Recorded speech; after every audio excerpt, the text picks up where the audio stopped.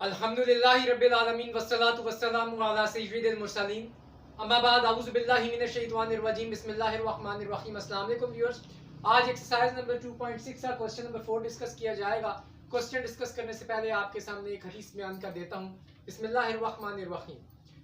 हजरत अब्दुल्ला बिन अब्बास रजी अल्लाह ताला अन्हों ने बयान किया कि रसूलुल्लाह सल्लल्लाहु अलैहि वसल्लम ने एक हदीस कुदसी में फरमाया, अल्लाह ताला ने नेकियां और बुराइयां मुकद्दर कर दी हैं और फिर उन्हें साफ साफ बयान कर दिया है।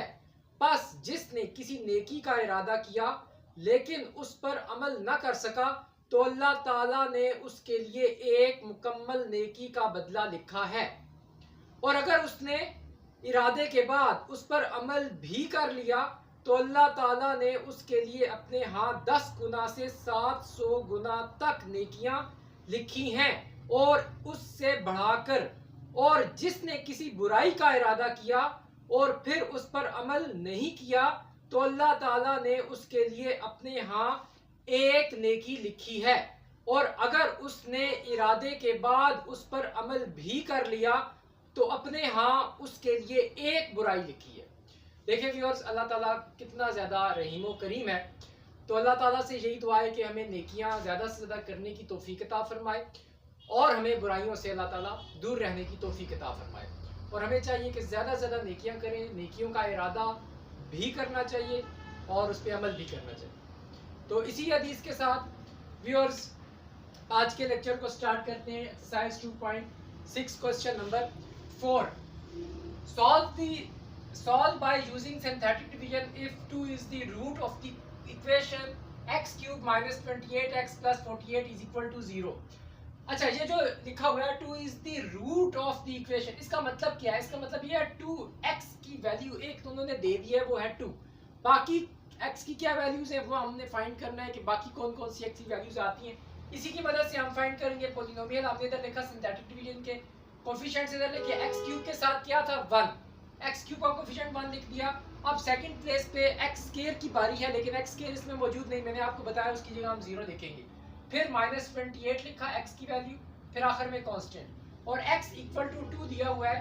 ये हमने इससे डिवाइड करेंगे। सिंथेटिक डिवीजन का रूल आपको पता है, फर्स्ट वैल्यू ऐसे ही आ जाती है, 2 1 2, इन दोनों को मल्टीप्लाई किया जाता है, इन दोनों को ऐड किया जाता है, ये 0 प्लस 2 2 हो जाएगा, 2 2 4, और इन दोनों को जब हम ऐड करेंगे ये हो जाएगा -24, और इन दोनों को मल्टीप्लाई करेंगे ये हो जाएगा -48। लास्ट वैल्यू ऐड होके इधर आ जाएगा 0।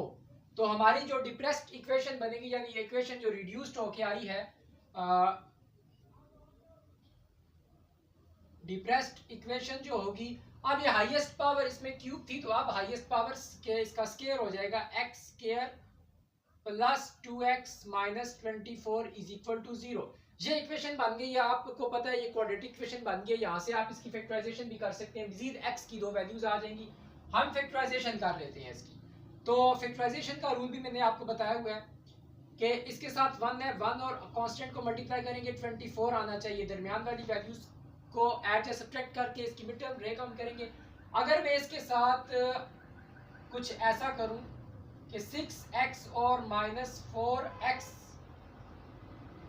अब देखिए 6x माइनस 4x दोबारा 2x बन रहा है, और 6 4 24 भी बन रहा है -24। तो लिहाजा यही मैं लिखूंगा इधर, इन दोनों में से कॉमन आ रहा है x प्लस 6 आ जाएगा, यहाँ से -4 कॉमन ले लेता हूँ, यहाँ भी x प्लस 6 रह जाएगा इक्वल टू 0। यहाँ पे फिर x plus 6 and x minus 4 equal to 0। एक बार x प्लस 6 को इक्वल टू 0 रखते हैं और एक बार x माइनस 4 को इक्वल टू 0 रखते हैं। यहाँ से अब हमारे पास इसकी वैल्यू आ जाएगी x इज इक्वल टू -6 और इसकी आ जाएगी x इज इक्वल टू 4। तो फाइनल जो हमारी वैल्यूज होंगी, एक वैल्यू आपको दी हुई थी ऊपर x इज इक्वल टू 2, ठीक है ना। अब हम फाइनल लिखेंगे कि सो 2 -6 एंड 4, ये तीन वैल्यूज x की आई हैं, तो वही लिखेंगे हम सेंटेंस जो ऊपर लिखा हुआ था, 2 -6 and 4 are the roots of given equation. Are the roots of given equation, यानी कि ये तीनों वैल्यूज इसके एक्स की वैल्यूज हैं, ये तीनों इसके गिवन इक्वेशन के रूट्स हैं। समझ आ गया होगा व्यूअर्स आपको, ये बहुत आसान पार्ट है। इसके टोटल 3 पार्ट्स दिए हुए हैं, सेकंड पार्ट में छोड़ रहा हूँ, सेम तो इसी मेथड क्या है आप कर लेंगे। मैं एक पार्ट आपको और करवा देता हूँ, थर्ड पार्ट।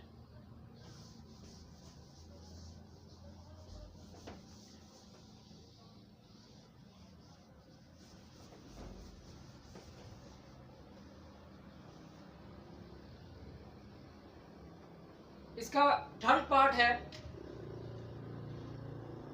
थर्ड पार्ट में इधर लिखा हुआ है -1 is the roots of the equation. Equation change है इसमें, 4x cube minus x square minus 11x minus 6 is equal to 0। यह इसमें हमारा पोलिनोमियल दिया हुआ है। सबसे पहले हम इस पोलिनोमियल को लिखते हैं, p of x is equal to 4x cube minus x square minus 11x minus 6 is equal to 0।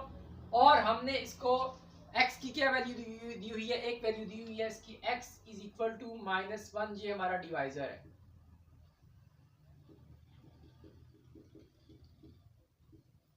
Synthetic division का इस्तेमाल करते हैं हम।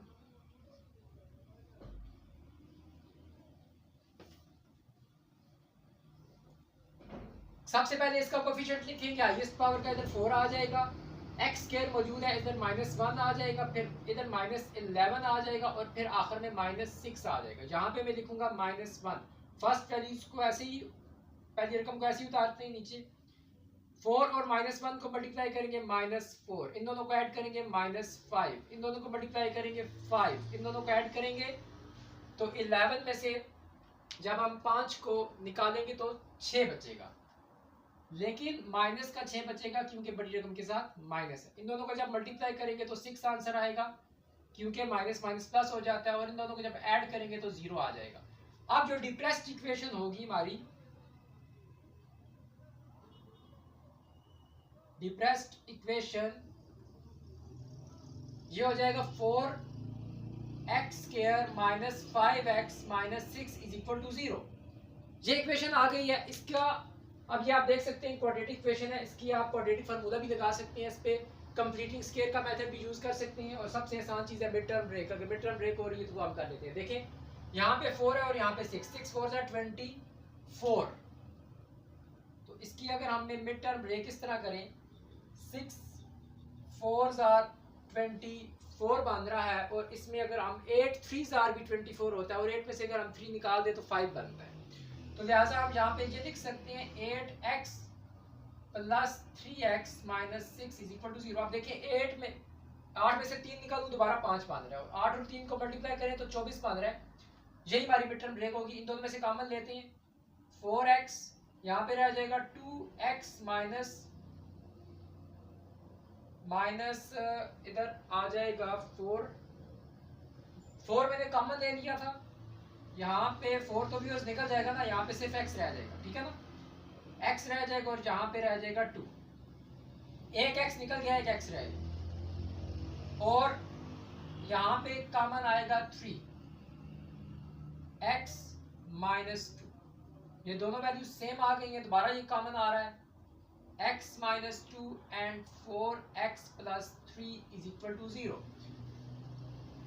अब इसको एक बार 0 के ऊपर रखते हैं, x minus 2 is equal to 0 and 4x plus 3 is equal to 0, x is equal to 2 and